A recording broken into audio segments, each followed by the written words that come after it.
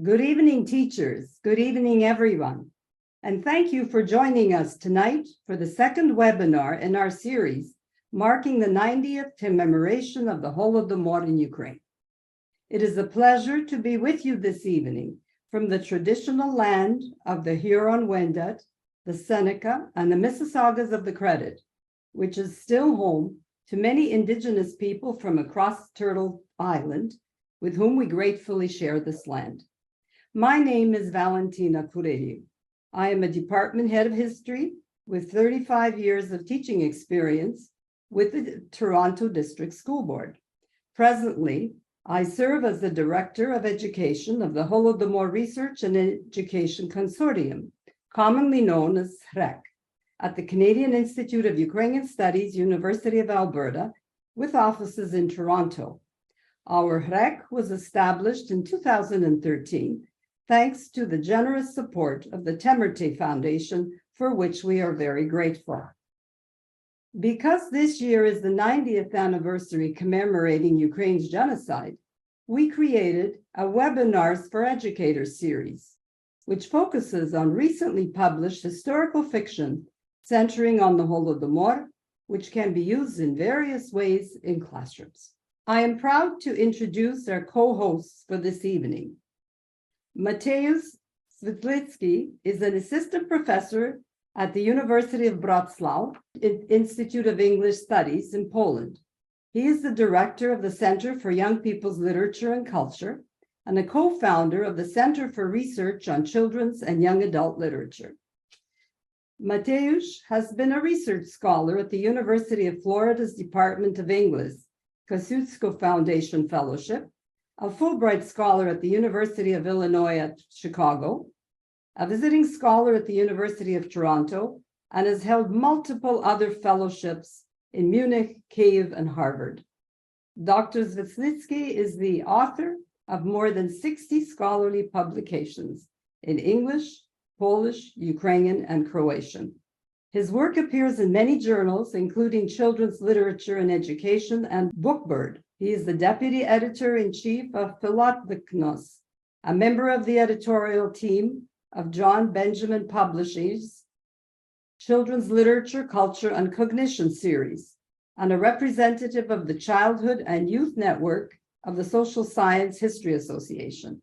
His upcoming book, Next Generation, Memory and Ukrainian Canadian Children's Historical Fiction, The Seeds of Memory, examines the transnational entanglements of Canada and Ukraine. Anastasia Ulyanovich is an associate professor of English at the University of Florida, where she teaches and researches in the areas of children's literature, comics, visual rhetoric, and historical fiction. She is also an affiliate faculty member at the university's Center for European Studies. Her first book, Second Generation Memory and Contemporary Children's Literature, Ghost Images, received the Children's Literature Association Book Award in 2015. Currently, she is writing a book tentatively entitled Through Western Eyes, Representations of Eastern Europe in Western Comics. She is also co-editing with Mateusz a scholarly introduction to Ukrainian children's literature.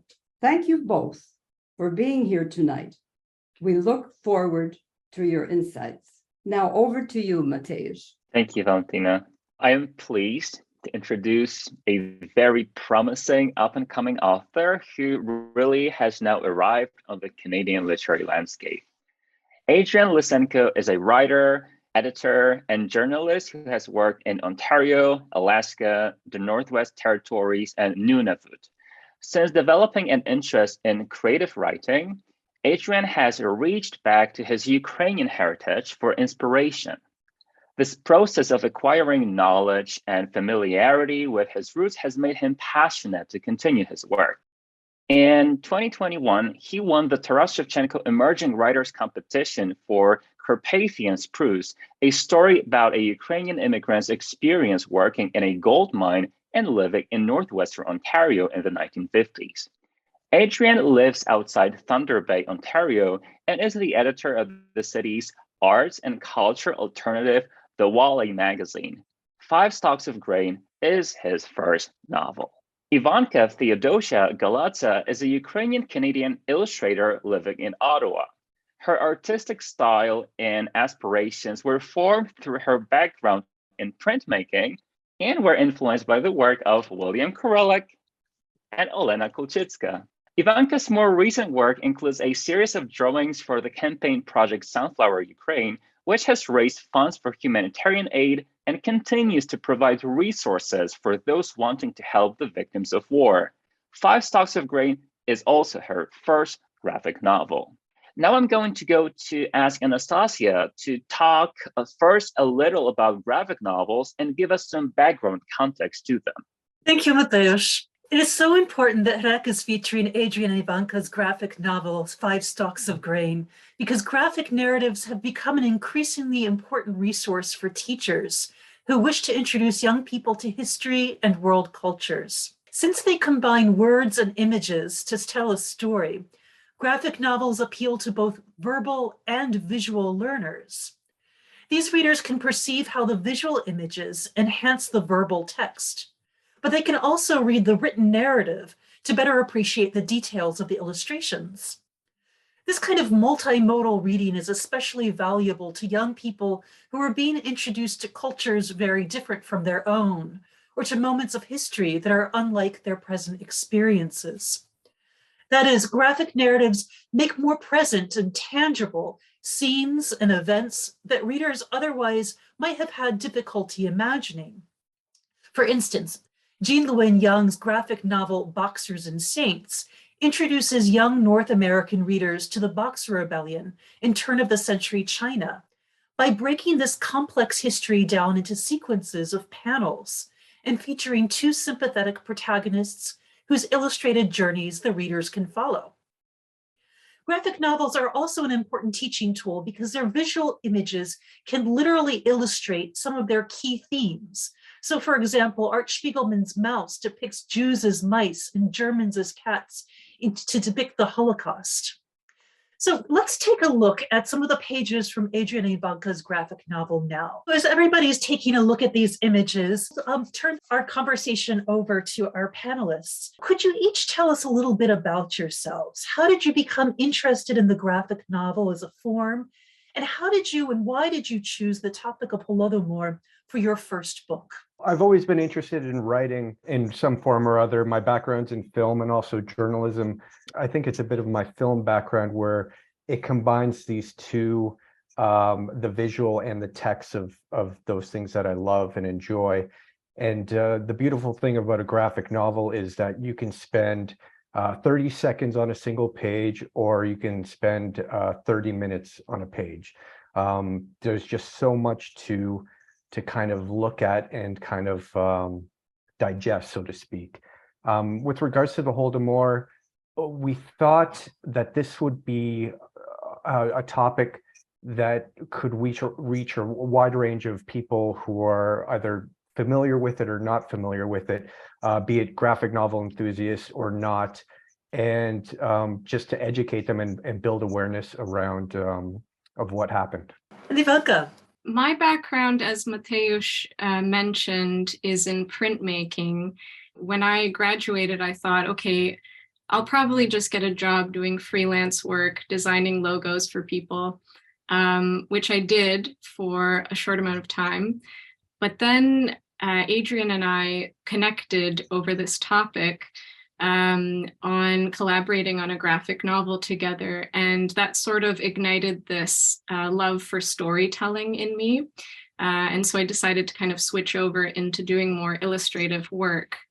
What Adrian has said about the importance of telling the story of the Holodomor and doing it in this kind of visual way is on point. So Ivanka, you spoke a little bit to how you started collaborating together. Maybe Adrian, if you could tell us a little bit more about how you came to work together and then what the process was involved in actually producing the text. Well, actually, I was living in Toronto at the time, and my next door neighbor was Ivanka's cousin, Ilya. And I don't remember how it came up, but I was talking about how I was always wanted to work on a graphic novel. I guess I must have mentioned how I was looking for an artist, and he mentioned how his cousin, I believe Ivanka was living in Montreal at the time, was an artist, and I think you were interested in doing a graphic novel about residents at an old age home or something like that. And then by chance, we briefly met at a Ivan Kupala kind of Ukrainian summer solstice event. And then it was later on, I sent Ivanka an email kind of talking about my idea for this graphic novel in the basic form. And I knew that the Taras Shevchenko Foundation had a grant for arts. And I don't believe that they ever awarded a grant for a graphic novel. And I thought that it would be a great opportunity. And we had a good chance to get a grant. And I started working on a script, and Ivanka started working on sketches and pages. And we were very fortunate enough to get the grant. And that's how it started all. And that was in 2014, I believe. As Adrian mentioned, we sort of got in touch through my cousin who had a piece of my art in his house. And so Adrian saw that, and Right. obviously that inspired him to reach out to me to collaborate on this project. And initially, the book was actually entitled Toll House. That was to kind of play on the underlying religious theme of the book, to kind of touch on the idea of sort of like this version of purgatory that certain Orthodox teachings incorporate, that when the soul dies, it travels toward heaven, but on the way, it's sort of tested by different vices and demons. This first image was sort of a sketch of that idea. As you can see, it sort of developed into this bigger thing, sort of changed direction in a way as well, because we decided to not use color in the end. So this particular image was actually inspired by an old Orthodox icon from the 19th century called The Death of Saint Theodosia. And it depicts her sort of soul traveling through the afterlife. This is just a beautiful image. And I'm wondering if this was the first image that you began with, how did it transpire into the rest of the book? Maybe if the two of you could talk a little bit about the previous two images. What do they depict? What story is being told? What has the audience just seen? I can't remember what I was researching, but I kind of went down a research rabbit hole and stumbled upon the concept of Toll House. And I always thought, I don't know if I was going to apply it to the Holodomor, but by having these two characters experience this journey, if you can call it, or this horrific odyssey in this basically this purgatory, where they journey from their village to closer, or in hope to get to a city, and getting challenged along these ways. So that was kind of, I think, the narrative and the ascent to heaven and getting challenged was kind of like the linear narrative and the beginnings of that. I think we had, even in those early stages, we had the point A to the point B. It was just the middle that we obviously needed to figure out. As you can see, actually, I don't know if you picked up on it, in this page, in the upper right corner, you can actually see the icon of Saint Theodosia and her journey to heaven. So the rest of this image is filled up by all these other Eastern Christian style icons. And we have this old woman and the main character and a cat sort of gathered together. And this is where the story incorporates that theme of the toll houses. So that journey into heaven and stopping by those toll houses and being tested along the way. This is the first time that we sort of see a reference to that in the story explicitly. It's important to sort of visually depict those icons because our ethnic culture and our religious culture is so intertwined. So that was actually a really important thing to incorporate throughout the story, is to touch on these religious motifs and to really showcase that throughout. So this one is sort of a continuation. So this is actually the next page in the book from the previous page. It's the old woman explaining the process of the journey's soul towards heaven. The image above the old woman and the main character is based on, again, that sort of visual representation of the soul traveling and being tested along the way. You can see little literal houses along the path. But you also see Christ or God as judge, as an icon there in the middle, which was sort of an additional kind of explanation of that Orthodox belief. Really fascinating. What I find to be particularly interesting in the context of your graphic novel is the fact that St. Theodosia, she was a teenager. She was a teenage martyr. And the protagonist of your graphic novel is also a young girl. When you were creating 5 Stalks of Grain, did you have a particular audience in mind? How did you shape the narrative and the illustrations in order to address this audience? I don't think we particularly had a specific audience in mind when we started. It might have developed over time. When we applied for the grant, we mentioned that we hope to attract people readers of graphic novels, who are familiar with the Holodomor and also who weren't. Basically, our biggest goal was to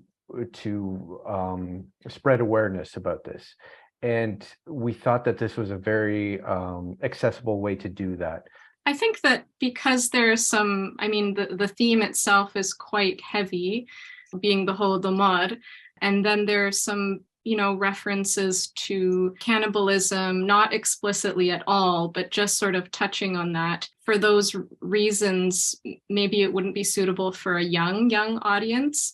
We didn't have initially an age group in mind, but I think we have developed this feeling that it's probably for teenagers and young adults and anyone beyond that who wants to read it. And actually, I'm very curious, and I'm sure Adrian is as well, to hear people's feedback after they've read the book to let us know who do they think this is suitable for, what age group does this really resonate the most with? That would be interesting to hear.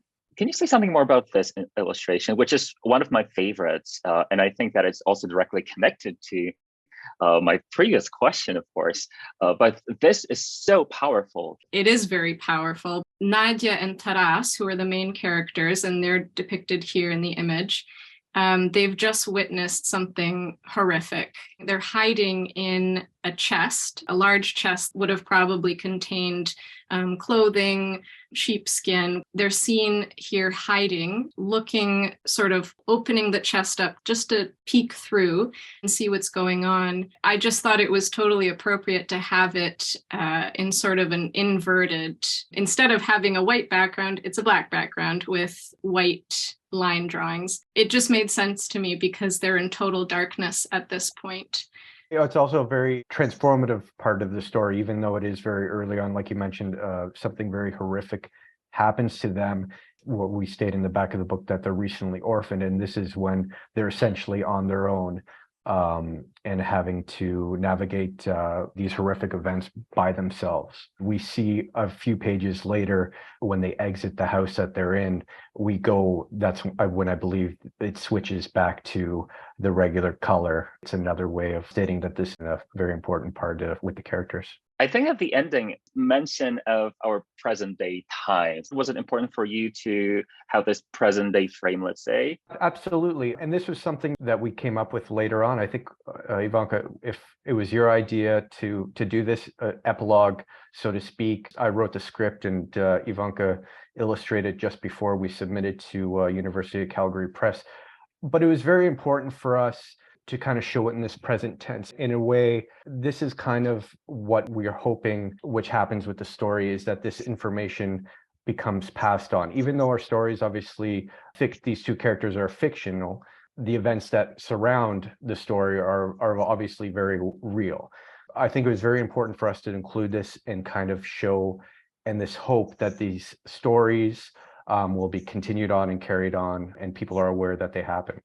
Yeah, and especially I think in the diasporan community, which we're trying to make reference to at the end of the book and in this page, that it's not just Ukrainians living in Ukraine who are visiting their ancestors' homes or revisiting that part of history, but it's also the Ukrainians who their, maybe their grandparents left or their great grandparents left Ukraine, to keep that memory alive in the diasporan community as well, which Adrian and I are a part of.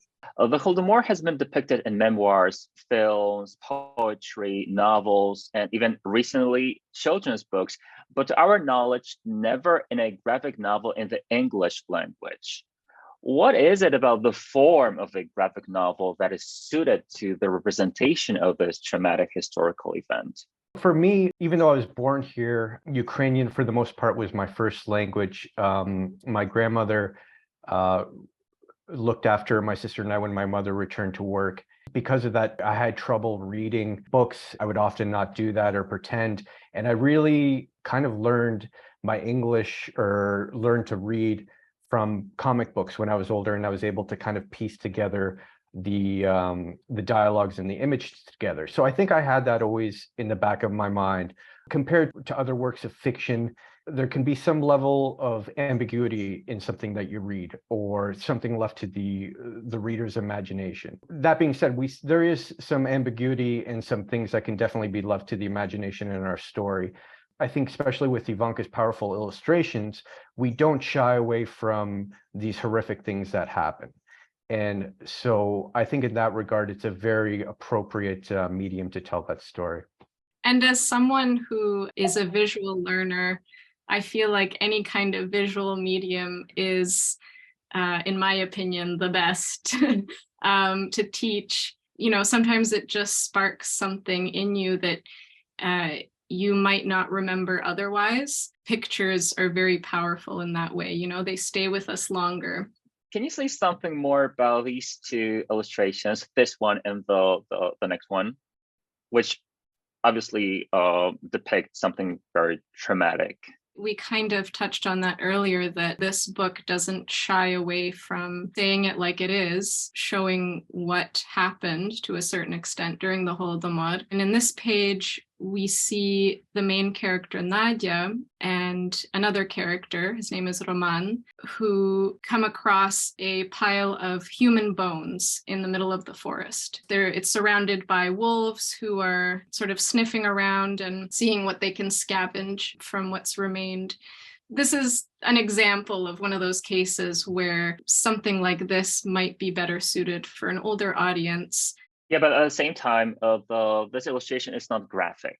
And I think that that's a great advantage, of your graphic novel, that these awful, terrible, traumatic events are not depicted in a graphic way, which, of course, makes your book appropriate. I'm thinking about age groups. I'm thinking about middle grade readers. I'm thinking about young adult readers, because it's not so graphic. The readers can read between the lines, let's say, and using this graphic novel in the classroom is definitely possible. So, and I think that we can all agree that this is a beautiful illustration, and it's symbolic also.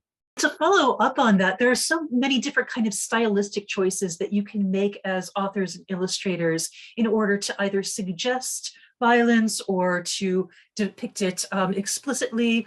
Also, as an illustrator and as an author, you can decide on the kinds of frames that you use, whether you want to use a lot of them or big frames or little frames. You can decide how much verbal text to place in, how much visual text. So all these different kinds of choices.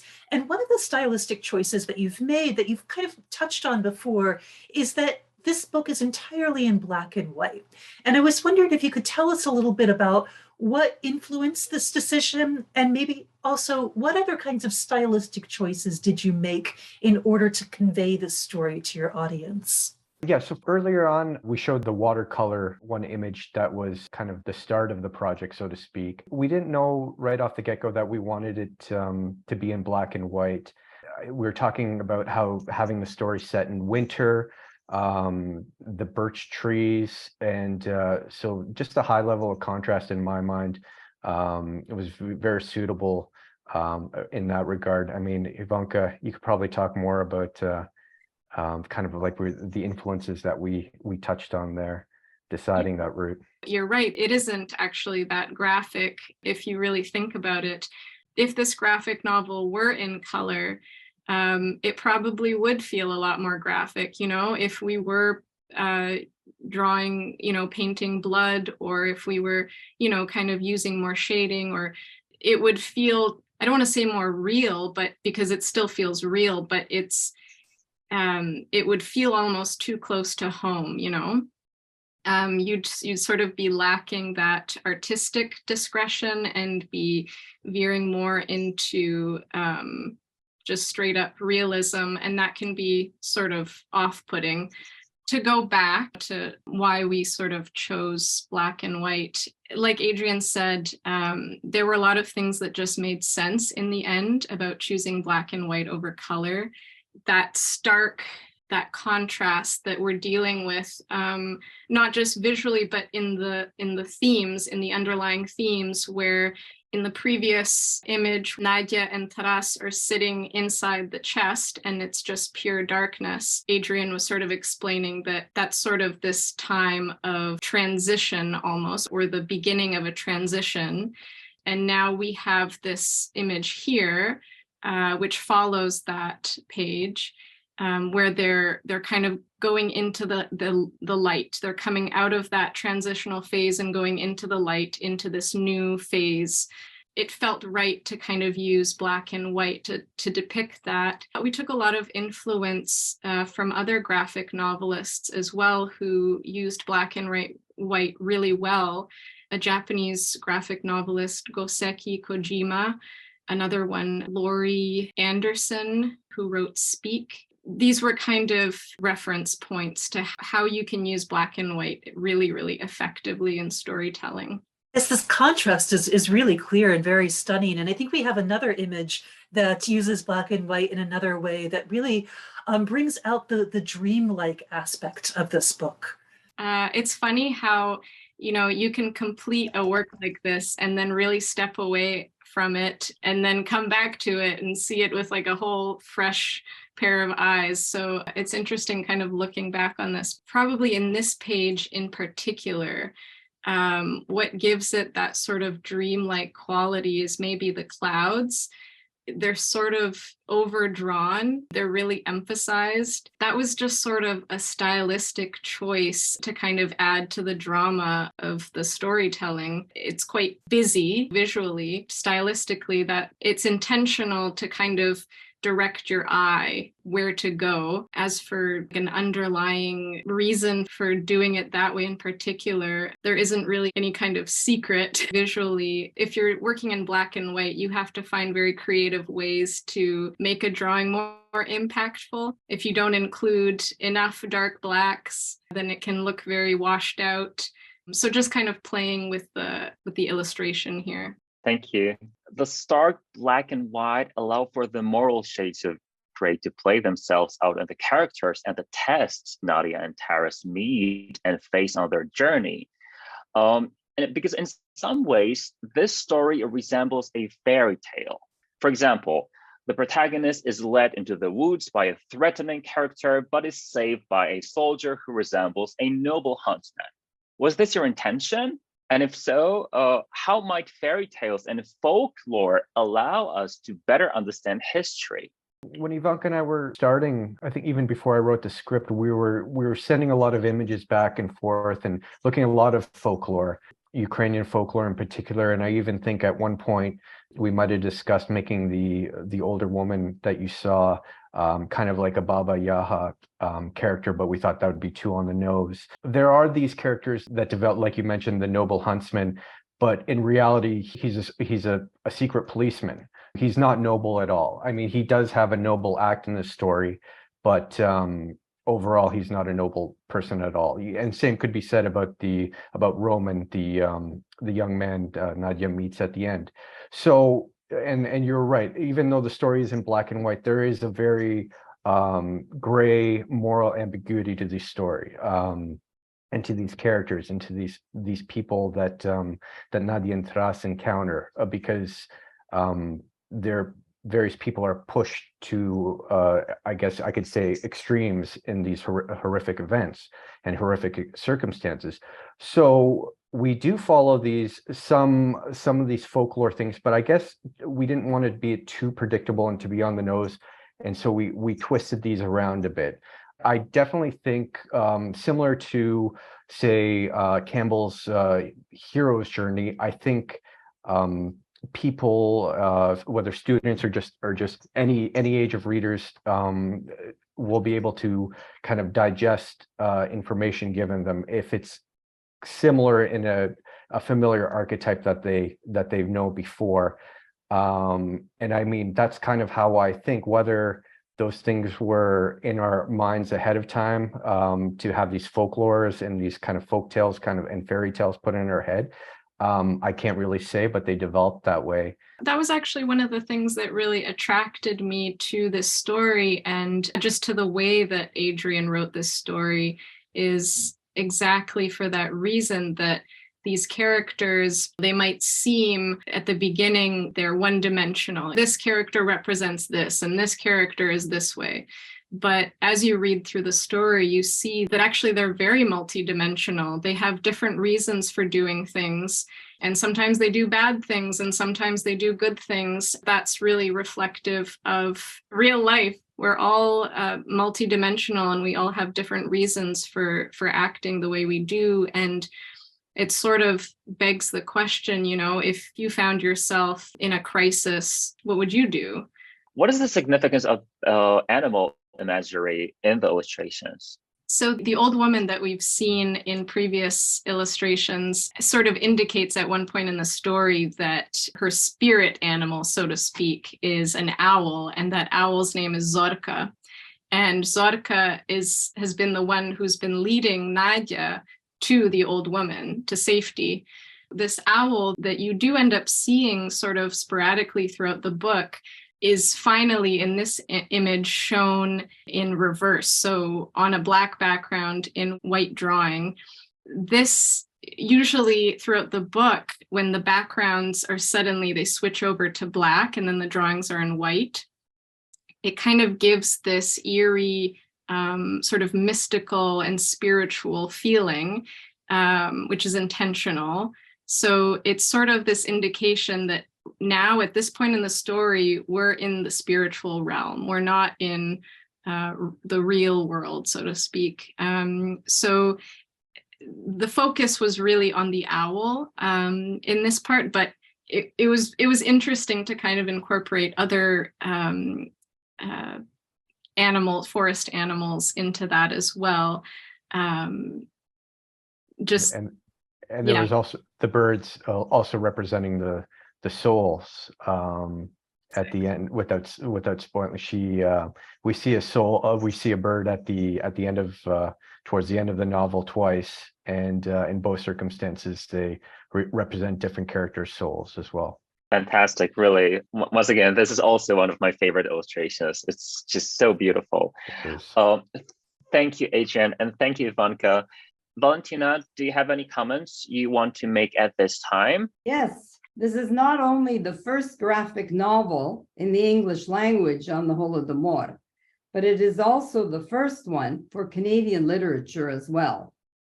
The 5 Stalks of Grain, I think, is a very worthwhile graphic novel. We see the 2 dimensions, or the 2 spheres of the journey that you can interpret depending on what you're looking for, whether you're looking for something like a religious experience or whether you're just looking at what was happening during the Holodomor. So I thought that was very well done. I also think that it's also for students starting in the middle years. I'm debating between starting in grade 5 when they're 10 or 11, or in grade 6, because they're starting with social studies and they're starting to do all kinds of things so they can be able to digest some of this. And it can be used right through high school because of the information that's there and the drawings and the illustrations. And it addresses the question of historical genocide. it is very evident that these poor children have been subjected to something horrific, and they have seen things that no child should be seeing at their age. And of course, human rights abuses, which is something that is in the curriculum throughout, even from kindergarten. And these topics are very difficult and sensitive subjects to get across to students. And I think with your illustrations, you do it magnificently. There are so many examples of abuses of adults for adults, but also of the rights of the child in Soviet society. And they're evident with what these kids have to deal with. And it's easy for teachers to compare what was happening in that situation during the Holodomor with what is happening to children, what kind of rights we have in the Canadian society with our democratic values. So you can make a real lesson around something like that as well. So Nadia is the main character in the story, and she serves as an example of a young person taking charge of their situation because the parents are gone and their destiny. And she's problem solving completely along the journey, always dealing with the life and death decisions on her journey to survive with her little brother. And she is very resolved to do it. She's very persistent. She doesn't sway from her path. And she continues throughout the story, trying to deal with this horrendous tragedy. Now, I'll turn things over to Matthias now to facilitate with the question and answer session. Thank you, Valentina. So while we're still waiting for the questions, I have one, which I want to ask to both of you, because you're both of Ukrainian heritage. How did you first learn about the Holodomor? How did your experience of learning about it influence how you presented this traumatic event to audiences?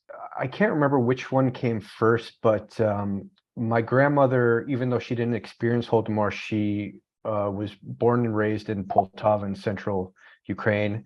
And she told me stories about people coming from the towns and villages because they weren't like sneaking into the city because they weren't allowed to leave, and they were begging for any kind of food, be it crusts of bread, potato peels. This story obviously had a profound impact on her and had a profound impact on me.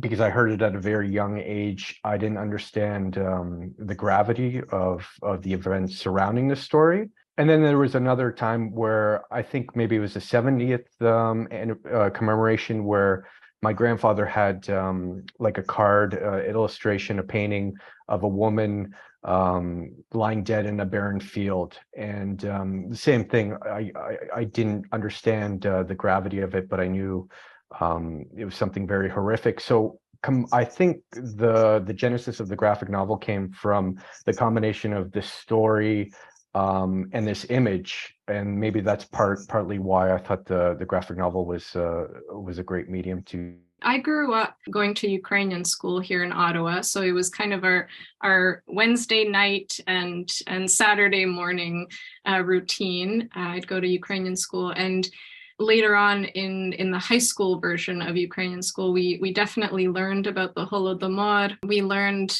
all the statistics. I don't think it really hit home for me until later, when I was really learning about, my family connection, which actually my family did not experience the Holodomor.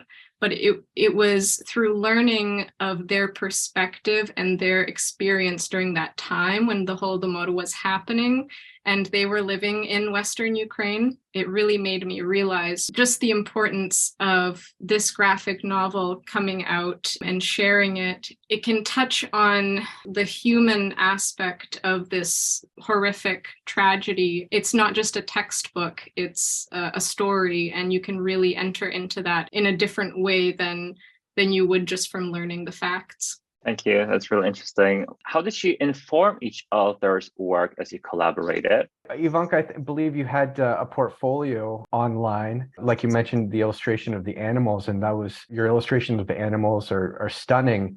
That kind of seeped into, we talked about that in that specific page. So those were definitely things that I wanted to incorporate. With regards to developing the story itself, it was a very organic process. I think I would write certain scenes, and then because Ivanka, through periods, I was living in Toronto and then went to Thunder Bay. Ivanka was in Montreal and then went to Ottawa.